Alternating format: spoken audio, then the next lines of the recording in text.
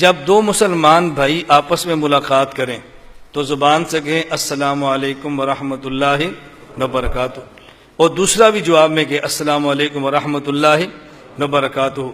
جب سلام کرنے والا کہے گا السلام علیکم ورحمۃ اللہ وبرکاتہ 30 نیکیاں مل جائیں گی، جواب والا کہے گا وعلیکم السلام ورحمۃ اللہ وبرکاتہ تو اس کو بھی 30 نیکیاں مل جائیں گی۔ حدیث پاک میں ہے، ایک صحابی ہے، اس نے کہا السلام علیکم یا رسول اللہ، السلام علیکہ یا رسول اللہ، پھر وہ بیٹھ گیا، آپ نے فرمایا عشرون، 10 نیکیاں مل گئی۔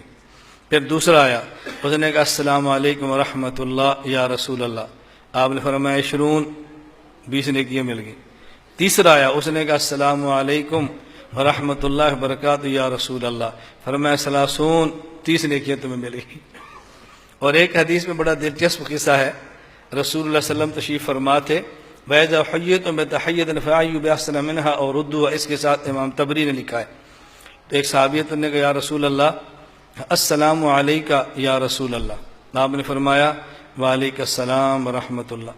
پھر دوسرا آیا، اس نے کہا السلام علیکہ ورحمۃ اللہ یا رسول اللہ، فرمایا وعلیک السلام ورحمۃ اللہ وبرکاتہ۔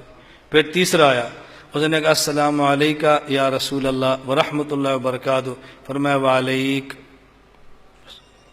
اس نے کہا یا رسول اللہ پہلے چھوٹا سلام کرتے آپ بڑا جواب دیتے تھے، میں نے بڑا سلام کیا مجھے چھوٹا جواب دیا آپ نے۔ یہ میں اس حدیث کا پورا مفہوم بیان کر رہا ہوں، مجھے آپ نے چھوٹا سا جواب دیا۔ آپ صلی اللہ علیہ وسلم نے سے مزاح میں فرمایا وہ چھوٹا سلام کرتے تھے، بڑے جواب کی گنجائش رکھتے، تو نے اتنا لمبا سلام کیا جواب کی گنجائش ہی نہیں ہے، اس لیے میں نے وعلیک کہہ دیا۔ وعلیک کا مطلب یہی ہے کہ تمہارے اوپر سلام بھی ہو، رحمت بھی ہو، برکت بھی ہو، سب چیزیں تیرے اوپر ہوں۔ لیکن رسول اللہ صلی اللہ علیہ وسلم کبھی محبت میں ایسی باتیں فرماتے رہتے تھے، اور اگر آپ یہ مزاح نہ فرماتے امت آپ سے استفادہ نہ کر سکتی۔ کیوں؟ حدیث پاک میں ہے نصرت بالرعب، ایک حدیث میں مسیرۃ شہرین، 2 مہینے کی مسافت پر بندہ ہو، اللہ کے نبی کا رعب اس کے اوپر پڑ جاتا تھا، تو قریب والا کیسے آپ سے بات پوچھ سکتا؟ اس لیے رسول اللہ صلی اللہ علیہ وسلم کے مزاح سے فرماتے تھے کہ جیسے بندہ قریب ہوتا اور آپ سے استفادہ کر لیتا تھا، یہ آپ کا مسنون طریقہ ہے۔ خیر، ایک تو زبان سے کہیں، نمبر 2 ہاتھوں کے ساتھ ہاتھ ملائیں، اور ایک ہاتھ سے مصافحہ نہ کریں، 2 ہاتھ سے کریں۔ دیکھو یہ یاد رکھیں، مصافحہ ایک ہاتھ سے نہیں کرنا بلکہ 2 ہاتھ سے کرنا۔ اس پہ ہمارے پاس دلائل ہیں کہ 2 ہاتھ سے مصافحہ کیوں کرتے ہیں۔ حضرت امام بخاری رحمۃ اللہ علیہ نے کہ باب قائم کیا باب المعانقہ، اس کا معنی ہے گردن کے ساتھ گردن ملانا۔ یہ بھی سمجھ لیں، ہم گردن کے ساتھ گردن نہیں ملاتے، یا تو سینے کے ساتھ سینہ ملاتے ہیں۔ کیا ملاتے ہیں؟ سینے کے ساتھ۔ دیکھو آپ آؤ، یہ ہم ایسے ملتے ہیں، سینے کے ساتھ سینہ، اسے کیا کہتے ہیں مصادرہ۔ سینے کے ساتھ سینہ ملائیں تو کیا لفظ ہے؟ اور گردن سے گردن ملائیں، ہم کیا کرتے ہیں؟ اور بعض لوگ سینے سے سینہ نہیں ملاتے، پیٹ سے پیٹ ملاتے، خصوصاً جن کا پیٹ مجھ جیسا ہو۔ تو یہ معانقہ نہیں ہے، یہ ہے مباطنہ، پیٹ سے پیٹ ملانا۔ کیا ملانا؟ پیٹ سے پیٹ۔ اور اللہ رحم فرمائے ہمارے بلوچستان اور پختونخوا کے پٹھانوں اور کرسندیوں پر یہ کچھ بھی نہیں کرتے، نہ مصادرہ، نہ مباطنہ، نہ معانقہ، کچھ بھی نہیں کرتے، یہ ایسے کرتے ہیں، نہ ہو یہ ایسے کرتے بس۔ اللہ خیر، کچھ بھی نہیں۔ میں اپنے طلباء سے گزارش کرتا ہوں جن نے تخصص یہاں کیا ہے، اللہ کے لیے اپنے علاقوں میں جاؤ اور اس سنت کو زندہ کرو۔ کریں گے نا انشاءاللہ؟ ہاں، تھوڑے سے اپنے رواج بدلو۔ تو مسنون طریقہ ہے معانقہ۔ معانقے کا معنی ہوتا ہے، یہ دیکھو میں آپ کو کر کے گردن سے گردن ملانا، یہ سمجھ آ گئی؟ گردن سے گردن، یہ ہے معانقہ۔ تو حضرت امام بخاری رحمۃ اللہ علیہ نے پہلے باب قائم کیا باب المعانقہ، اس پر حدیثیں لائے۔ پھر امام بخاری نے باب قائم کیا باب المصافحہ، بس صرف گردن سے گردن نہیں ملانا، ہاتھ بھی ملانا ہے، پھر اس پہ حدیثیں لائیں۔ پھر امام بخاری نے تیسرا باب قائم کیا باب الاخذ بالیدین، کیسے مسئلہ کھولا ہے، مصافحہ بھی کرنا ہے، ایک ہاتھ سے ہاتھ نہیں ملانا، بالیدین، دونوں ہاتھوں سے 2 ہاتھ ملانے۔ کس طرح کرنے؟ دونوں ہاتھ، بالیدین۔ تو امام بخاری نے پہلے باب کیا باب المعانقہ، پھر باب المصافحہ، پھر باب الاخذ بالیدین، دونوں ہاتھوں سے مصافحہ کرو۔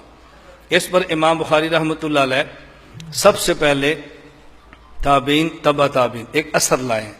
امام بخاری فرماتے ہیں صافحہ حماد بن زید ابن المبارک بیدیہ، حماد بن زید نے عبداللہ بن مبارک سے مصافحہ کیا اپنے دونوں ہاتھوں سے۔ کس طرح؟ اپنے دونوں، یہ اپنے دونوں ہاتھوں میں ترجمہ کس کا کیا ہے؟ ایک لفظ ہوتا ہے ید، اسے کہتے ہیں ہاتھ، ایک ہوتا ہے یدین، اسے کہتے ہیں دو ہاتھ۔ تو امام بخاری لفظ لائے یدین، ایک ہوتی ہے ہی ضمیر، اس کا معنی ہوتا ہے ایک، ہما کا معنی ہوتا ہے دو، ہم کا معنی ہوتا ہے تین، ہو ہما ہم، ہی ہما ہم، ایک دو اور تین۔ تو امام بخاری ضمیر لائے ہیں واحد کی، ہاتھ لائے ہیں دو، یدین۔ صافحہ حماد بن زید ابن المبارک بیدیہ، بندہ ایک تھا ہاتھ دو تھے، بندہ ایک تھا ہاتھ، اس سے مسئلہ حل ہو گیا نا۔ کیوں؟ غیر مقلد کہتے ہیں کہ دیکھو ہم نے مصافحہ کیا، ایک ہاتھ ان کا ایک میرا، تو دو ہو گئے نا۔ امام بخاری فرماتے ہیں نہیں، بیدیہ، بندہ ایک ہو ہاتھ دو ہو، اسے باب الاخذ بالیدین کہتے ہیں۔ بات سمجھ آ گئی؟ بندہ ایک اور ہاتھ دو ہو، اسے الاخذ بالیدین کہتے ہیں۔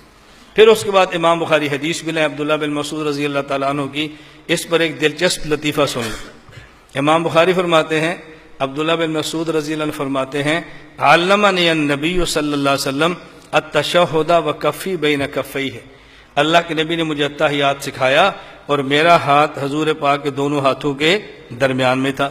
تو یہ کہتے ہیں دیکھیں عبداللہ بن مسعود کا تو ایک ہاتھ تھا نا، عبداللہ بن مسعود کا تو ہم کہتے ہیں آج تک تم کہتے تھے ہم نے کلمہ حضور کا پڑھا، عمر کا تو نہیں پڑھا، کلمہ حضور کا پڑھا، صحابہ کا تو نہیں پڑھا، اب بتاؤ تم نے کلمہ حضور کا پڑھا ہے یا عبداللہ بن مسعود کا؟ تو اگر حضور کا پڑھا وہ تو کہتے ہیں ان کے دو ہاتھ تھے، اب نبی کی سنت پہ آ جاؤ نا۔ بات سمجھ آ گئی؟ آپ انہیں سمجھاؤ۔ اس پر میں ایک لطیفہ سنا رہا تھا، حضرت مولانا محمد بن اکاڑوی رحمۃ اللہ علیہ حضرت فرماتے تھے اور لکھا بھی ہے، غیر مقلد آیا، اس نے آ کر مصافحے کے لیے اپنے ایسے ہاتھ ہاتھ بڑھایا، حضرت نے ایسے انگوٹھا بڑھا دیا۔ اس نے کہا جی آپ نے انگوٹھا کیوں بڑھایا؟ فرمایا تو نے ایک ہاتھ کیوں بڑھایا؟ جبکہ صحیح بخاری میں ہے، عبداللہ بن مسعود فرماتے ہیں کہ میرا ہاتھ حضور کے دونوں ہاتھوں کے درمیان تھا، نبی پاک کے دو ہاتھ تھے، تو نے ایک ہاتھ کیوں بڑھایا؟ اس نے کہا جی میں کوئی نبی تو نہیں ہوں نا۔ تو حضرت نے فرمایا کہ میں کوئی صحابی ہوں، تو نے ایک ہاتھ بڑھایا تاکہ پتہ چلے کہ نبی نہیں ہے، میں نے انگوٹھا بڑھایا تاکہ پتہ چلے کہ صحابی بھی نہیں ہے۔ اب اس کا ان کے پاس کوئی جواب نہیں تھا۔ بات سمجھ آ گئی؟ اس کا ان کے پاس کوئی جواب نہیں تھا۔ حضرت بسا اوقات ایسی باتیں فرمایا کرتے تھے بات سمجھانے کے لیے۔ خیر میں سمجھا رہا تھا کہ مسئلہ آپ ذہن پہ رکھ لیں، بات ذہن میں آ گئی ہے، اتنی بات ذہن میں رکھ لیں۔ یہ حضرت عبداللہ بن مسعود فرماتے تھے کہ میرا ہاتھ رسول اللہ صلی اللہ علیہ وسلم کے دونوں ہاتھوں کے درمیان تھا۔ ان کا مقصد یہ نہیں تھا کہ میرا ایک ہاتھ تھا، وہ سمجھانا چاہ رہے تھے کہ میرا ہاتھ اتنا برکت والا ہے، اس کے ادھر بھی حضور کا ہاتھ تھا، ادھر بھی حضور کا ہاتھ تھا۔ انہوں نے برکت سمجھائی ہے، یہ نہیں سمجھایا کہ میرا ایک ہاتھ تھا۔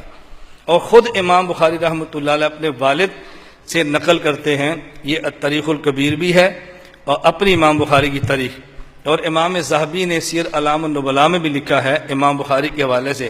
امام بخاری فرماتے تھے سمع ابی من مالک ابن انس، میرے والد نے حضرت امام مالک بن انس سے حدیث کو سنا ہے، ورآ حماد بن زید، توجہ رکھنا، اور میرے والد نے حماد بن زید کو دیکھا ہے۔ آگے وصافح ابن المبارک بکلتا یدیہ، اور عبداللہ بن مبارک سے دونوں ہاتھوں سے مصافحہ کیا ہے۔ کس سے؟ دونوں ہاتھوں سے، بکلتا یدیہ۔ اس کا مطلب جو بندہ ایک ہاتھ کے مصافحے کی بات کرے اس کا تعلق امام بخاری سے بھی نہیں ہے، امام بخاری کے والد سے بھی نہیں ہے۔ ہمارا تعلق امام بخاری سے بھی، امام بخاری کے والد سے بھی ہے۔ غیر مقلد آپ کو جو دلیل دیں گے، بات لمبی ہے، میں صرف ایک سمجھانے لگوں۔ وہ کہتے ہیں کہ لغت میں مصافحے کا معنی ہوتا ہے الافاضۃ بصفحۃ الید الی صفحۃ الید، ہاتھ کی ہتھیلی کو دوسرے ہاتھ سے ملانا، اس کا نام مصافحہ ہے۔ ہتھیلی کو ہتھیلی سے ملا دیا، مصافحہ ہو گیا۔ آپ اس سے دو سوال کریں۔ پہلا سوال یہ کریں، ہتھیلی سے ہتھیلی کو ملانا اور ہے، اور ہتھیلی سے ہتھیلی کو پکڑنا اور ہے۔ جو آپ سلام کرتے ہیں ہتھیلی کو ہتھیلی سے ملاتے نہیں ہیں بلکہ ہتھیلی کو ہتھیلی میں پکڑتے ہیں، تو لغت کی بات کریں گے تو پھر پکڑنا نہیں ہوگا، ملانا ہوگا۔ السلام علیکم ہو گیا مصافحہ سنت مل گئی نا، مصافحہ سنت ہو گیا۔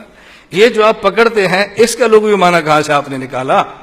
امام بخاری کہتے الاخذ بالیدین، الاخذ تو پھر لغت میں نہیں ہے نا، تو لغت کی بات ہے پھر اتنا کہہ دو السلام علیکم، چلتے جاؤ اور مصافحہ کرتے جاؤ۔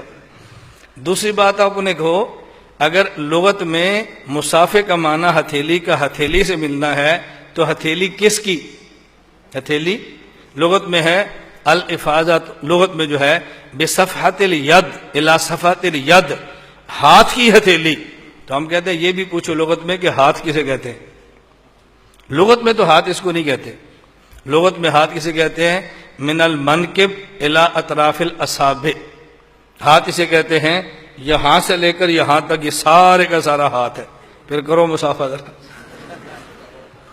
اگر لغت میں مصافحے کا معنی وہ ہے تو لغت میں ہاتھ کا معنی بھی تو یہ ہے نا، پھر کیسے مصافحہ کرو گے آپ؟ تو میری گزارش سمجھ آ گئی ہے؟ یہ باتیں آپ نے ذہن میں رکھا، بات سمجھانی بہت آسان ہو جاتی ہے۔ اللہ ہم سب کو بات سمجھنے کی توفیق عطا فرمائے۔ حدیث پاک میں آتا ہے ما من مسلمین یلتقیان فیتصافحان الا غفر لہما قبل ان یفترقا، مسلمان جب دو بھائی آپس میں ملتے ہیں اور مصافحہ کرتے ہیں، ان کے الگ ہونے سے پہلے اللہ ان سب کو ان کے گناہوں کو معاف فرما دیتے ہیں۔ بات سمجھنا، اچھی طرح بات سمجھنا، آدمی گناہ ایک ہاتھ سے کرتا ہے یا دو ہاتھ سے؟ بولو۔ تو جب دونوں ہاتھوں سے مصافحہ کرے گا تو دونوں ہاتھوں گناہ معاف ہو جائیں گے، اور جب ایک ہاتھ سے مصافحہ کرے گا تو مصافحہ بھی ہو گیا اور گناہ بھی معاف نہیں ہوئے۔ اس لیے ہم کہتے ہیں دو ہاتھ سے مصافحہ کرو تاکہ ایسا مصافحہ ہو کہ جس سے گناہ بھی معاف ہو جائیں۔ اللہ ہم سب کو بات سمجھنے کی توفیق عطا فرمائے۔ تو میں نے کچھ مختصر صاحب خدمت میں عرض کر دیا ہے یہ بات سمجھانے کے لیے کہ آپ کو مرکز اہل سنت والجماعت کا قیام سمجھ آ گیا نا۔ ہم شبہات دور کر کے عقائد کی اصلاح بھی کرتے ہیں اور خواہشات کو صاف کر کے اعمال کی اصلاح بھی کرتے ہیں، اس لیے دینی درسگاہ بھی ہے اور حوال کی خانقاہ بھی ہے۔ ہم نے دونوں چیزوں کا اہتمام کیا ہے۔